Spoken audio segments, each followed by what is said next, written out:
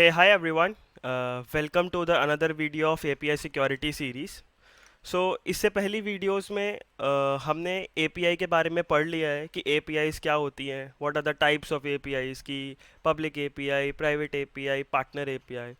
Also हमने API का architecture भी देखा था कि वो सारी चार layers interaction layer, application layer, integration layer and data layer वो कैसे काम करती हैं. And we also understood about like how APIs basically work, की रिक्वेस्ट कैसे जाती है, क्या बेसिक ऑथेंटिकेशन APIs में होता है.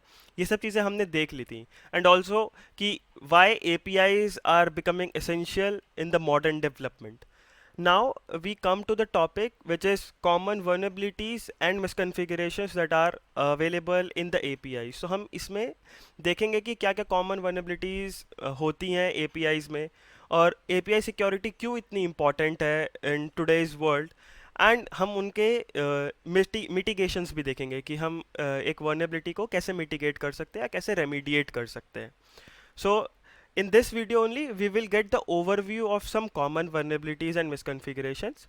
But upcoming videos में हम एक एक vulnerability को pick करेंगे and we will deep dive into each vulnerability and misconfiguration. So let's get started with the video. So ये हमारी कॉमन वर्नेबिलिटीज़ होती हैं APIs की.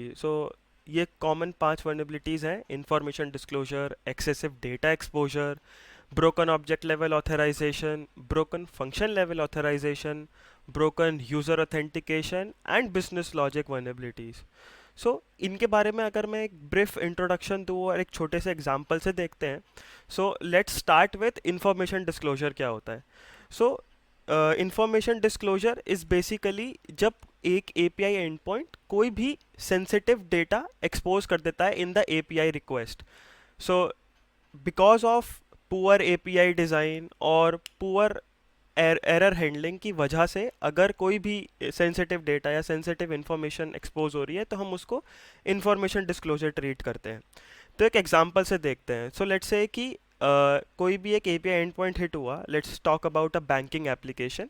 यूज़र ने अपनी ट्रांजैक्शन हिस्ट्री देखने के लिए अपने मोबाइल ऐप पे और वेब ऐप पे क्लिक किया तो एक API एंड पॉइंट हिट हुआ. उस API एंड पॉइंट में कुछ एरर्स आई. अगर एक API बहुत अच्छे से डिज़ाइन हुई हुई है और वो एरर हैंडलिंग बहुत अच्छे से कर रही है, it will give you the error internal errors 404 not found, server error और some generic type of errors. But if an API is poorly designed और error handling is not properly implemented, तो उसमें क्या होगा? तो you will get errors, debug errors मिल जाएंगी. मे भी हो सकता है कि the application is using SQL, तो सारी SQL query उस error message में आ गई कि कौन सा database use हो रहा है, what is the problem, what all parameters और column name और table name are exposed. Even कोई sensitive information, let's say customer की ID, email address or any kind of PII data is exposed in that error message. So this is information disclosure. Let's move to the next vulnerability is excessive data exposure.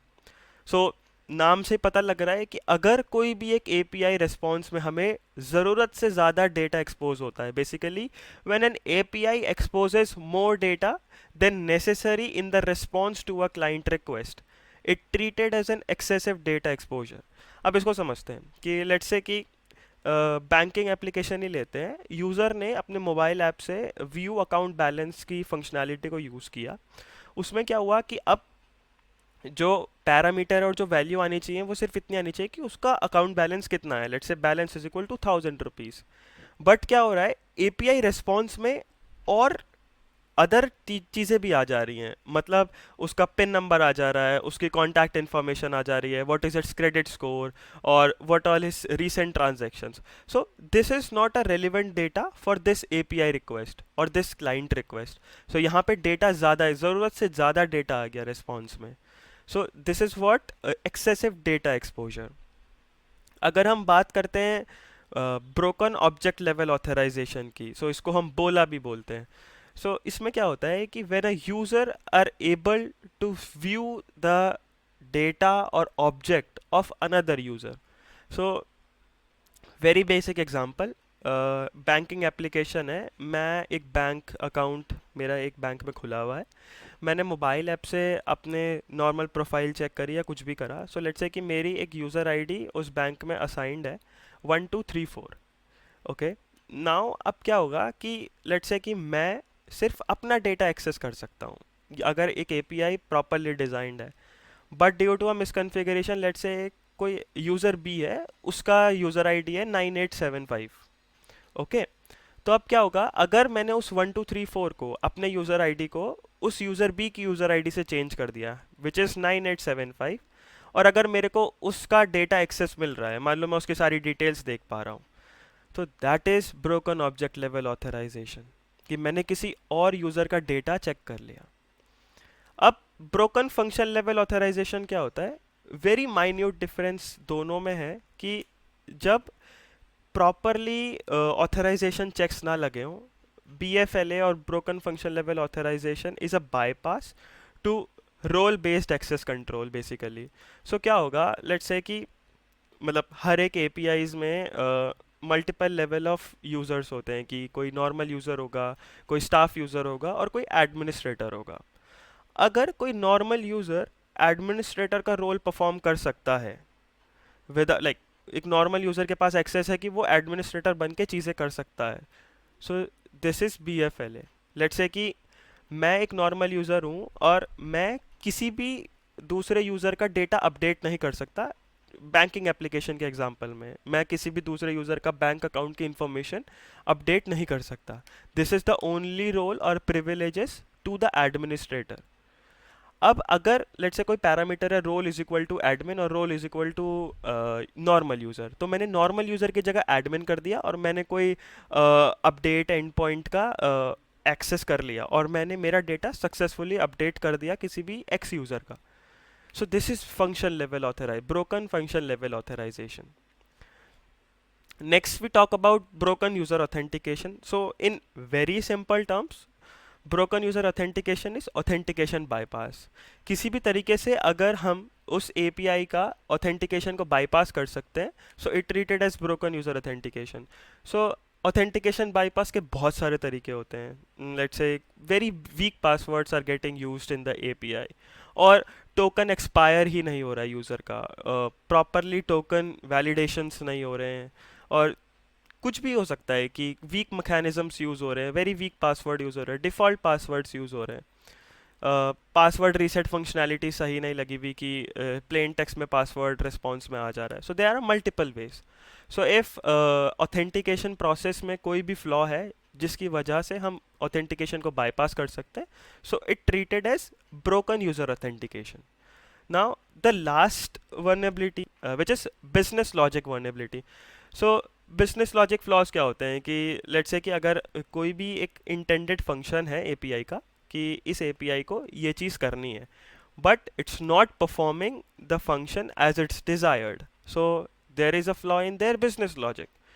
So let's say कि एक banking application है, उन्होंने एक and point बना रखा है कि जिससे आप लोन के लिए रिक्वेस्ट कर सकते हो कि you want x amount of loan from this bank, but loan लेने के लिए हमारा क्रेडिट स्कोर अच्छा होना चाहिए और दो तीन पैरामीटर्स और होते हैं कि वो चीज़ें अच्छी होनी चाहिए।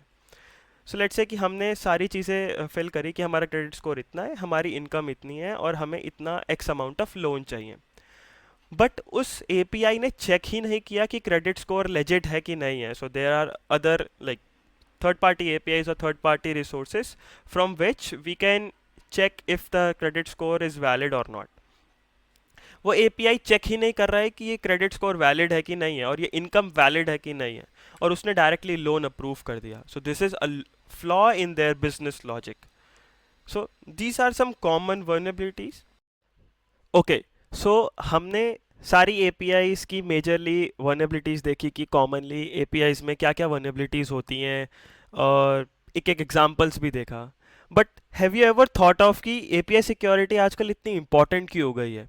So there are multiple stats और there are multiple scenarios की एक एग्जांपल लेते हैं। जब भी हम कोई वेब एप्लीकेशन पे अटैक करते हैं तो एक प्रॉपर प्रोसेस होती है, या हम भी जब भी हम कोई साइबर अटैक करते हैं तो एक उसकी प्रोसेस होती है। जैसे you can see on the video as well, there is a picture of classic cyber attack versus API attack.